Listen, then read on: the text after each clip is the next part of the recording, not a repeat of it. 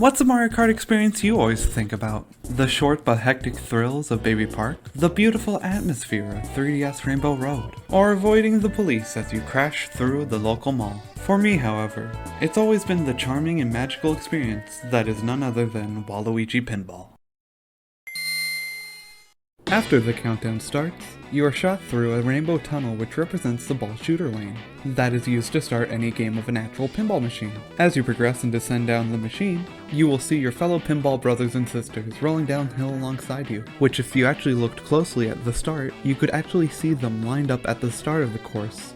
While the layout is quite simplistic, it makes up for it with how fun it is to keep the flow of your drift going, which can be challenging at times as you have to avoid the pinballs that will fall onto the track with you. Soon you'll reach the pinball table, where either a statue or cardboard cutout of our Lord will look down at you menacingly. There's two giant pinballs that will roll around and be hit by the nearby bumpers or flippers, which can affect you. It's unpredictable which direction they'll be launched in, which adds to the chaoticness of the track.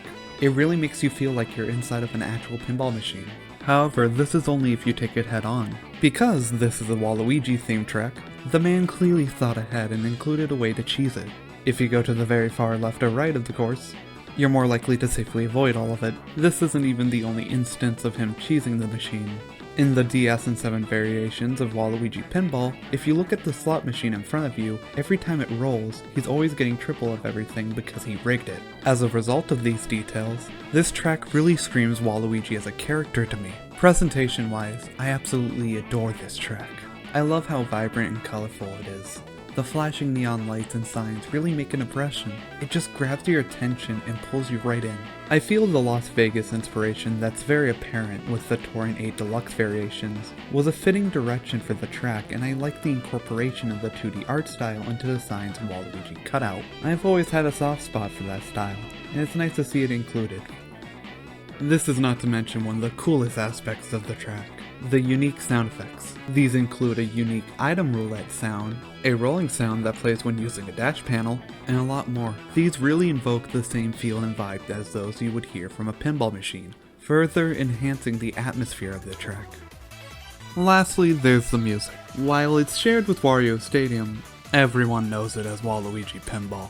Even Super Smash Bros. Agrees with that statement. It's a very catchy, snazzy, and very memorable piece that puts you in the right mood while playing. Speaking of the remix from Smash, it is a shame that in Ultimate this track can only be played on the Mario Circuit stages, and not any of the standard Mario ones. I also like how Wario's victory theme is incorporated into this take on it. Mario Kart, however, isn't the only place with a variant of Waluigi Pinball.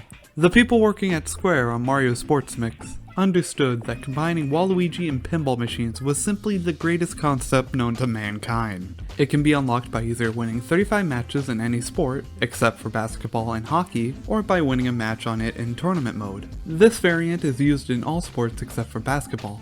The most noteworthy element of this board is the giant robot Waluigi to the right of the court. Robo Waluigi will occasionally spit out a giant metal pinball on either side of the court, no matter which game is being played at the time. The pinball moves slowly around the court.